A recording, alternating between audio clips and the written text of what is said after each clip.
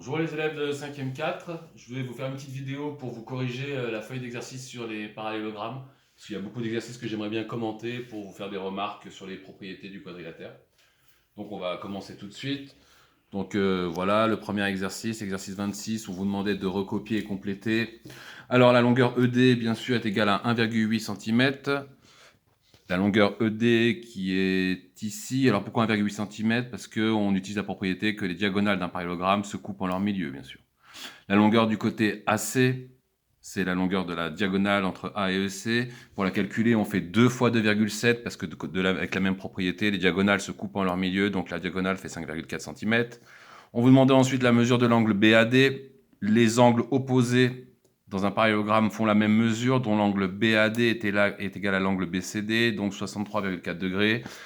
Et ensuite, on vous demandait la mesure de l'angle ABC, qui est l'angle opposé à l'angle ADC dans le parallélogramme, dont la mesure est égale à celle de ADC, donc 116,6 degrés. Ensuite, on vous demandait le calcul du périmètre du quadrilatère. Le diagonale ayant des côtés opposés de même longueur, DC est égal à AB à 4 cm, AD est égal à BC de 2,2 cm. Donc pour calculer le périmètre, on fait 2 fois 4 plus 2 fois 2,2, 8 plus 4,4 égale 12,4 cm. Pas de souci. Deuxième exercice, là je voulais vous faire la figure. On vous demande de construire un parallélogramme uniquement à la règle graduée. Pour réussir à construire un parallélogramme uniquement à la règle graduée, comme on peut pas construire des droites parallèles avec une équerre et une règle, on va se servir de la propriété que j'ai citée avant. On va construire tout simplement un quadrilatère dont les diagonales se coupent à leur milieu. Donc on construit une première diagonale. Grâce à la règle aux mesures, on repère le milieu de cette diagonale. Et vous construisez ensuite à la règle graduée un autre segment admettant ce point comme milieu. Donc on peut mesurer par exemple 2 cm de ce côté et 2 cm de ce côté. J'ai construit ainsi deux diagonales se coupant en leur milieu. Le quadrilatère formé est forcément un parallélogramme. Je termine la figure. Vous allez voir par construction que ces deux côtés opposés seront parallèles et de même longueur, ainsi que les deux autres côtés, les côtés opposés seront parallèles et de même longueur, et vous construisez ainsi un parallélogramme. Voilà la construction que je voulais vous montrer. Ensuite, exercice très important concernant les noms des parallélogrammes, remarque que j'ai fait dans la leçon.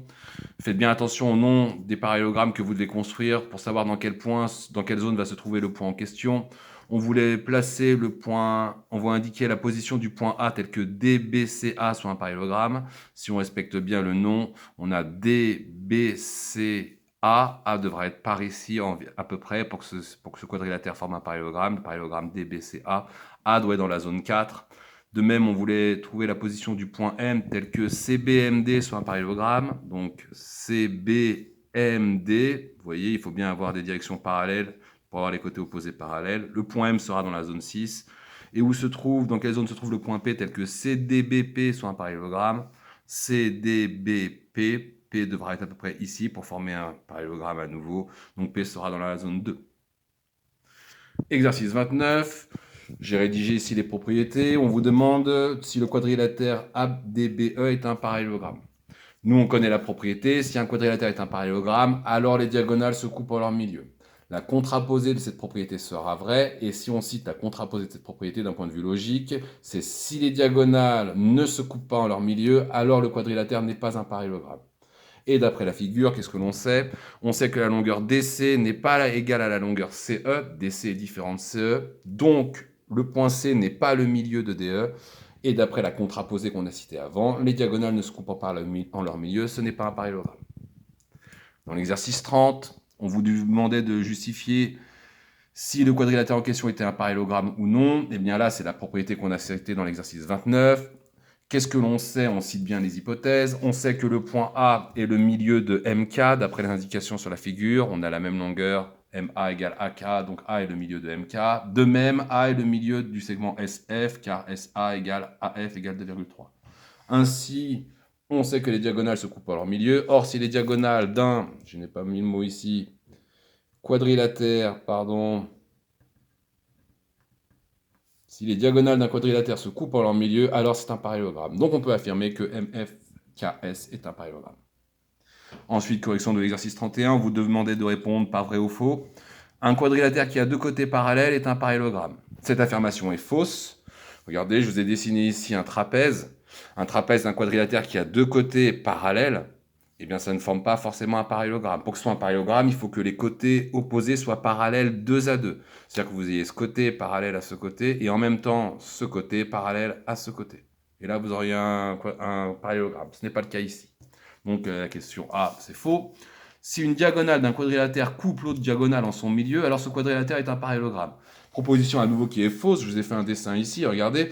J'ai fait un quadrilatère dont la diagonale DB est ici, la diagonale AC est ici. La diagonale AC coupe la diagonale DB en son milieu, mais la diagonale DB ne coupe pas la diagonale AC au milieu de AC, et on n'obtient pas donc un parallélogramme. Pour qu'on ait un parallélogramme, il faut que les deux diagonales aient le même milieu, où on dit que les diagonales doivent se couper en leur milieu. Donc la réponse B, c'est faux. L'affirmation B est fausse. Si un quadrilatère a deux côtés parallèles et de même longueur, alors c'est un parallélogramme.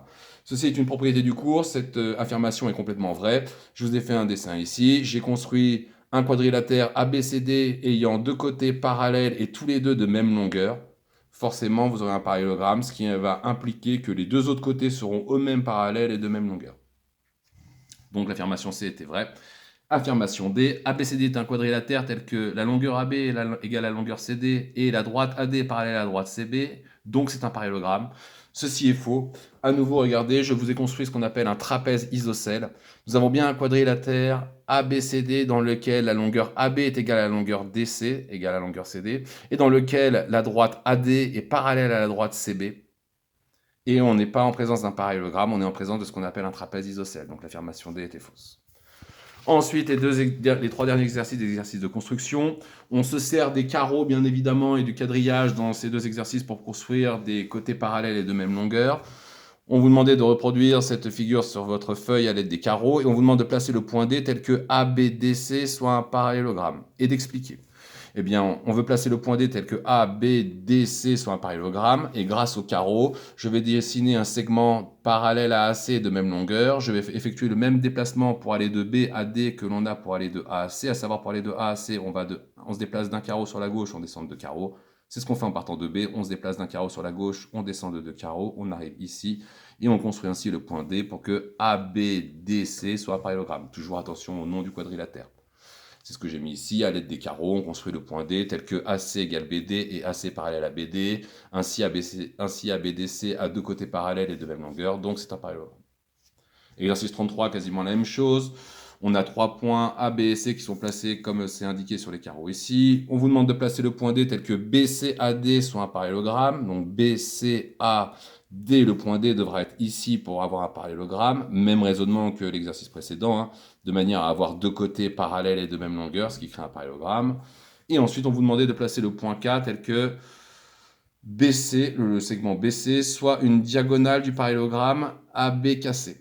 Donc si BC est une diagonale du parallélogramme, AK sera la deuxième diagonale. On sait que les diagonales se coupent en leur milieu, donc je peux repérer le milieu de BC, et je peux construire la deuxième diagonale, coupant la diagonale BC en son milieu, et construire le point K tel que ce point soit le milieu de AK.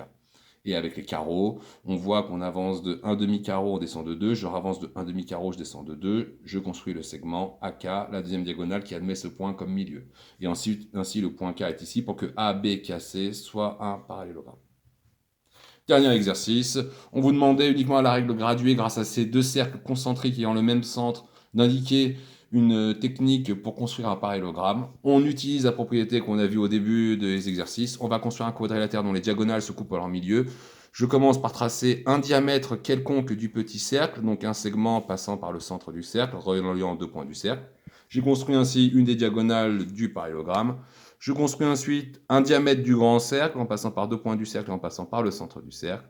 Et je peux compléter la figure. J'aurai donc un quadrilatère dont les diagonales se coupent en leur milieu parce que bien sûr le centre du cercle est le milieu du diamètre de chacun des deux cercles. Si on complète la figure, on obtient du coup un parallélogramme. Donc j'ai mal complété la figure, mais c'est comme ça. J'espère que ces explications vous auront suffi. J'espère que vous allez apprécier la vidéo. En tout cas, je vous dis à lundi pour tous ceux que je reverrai en cours.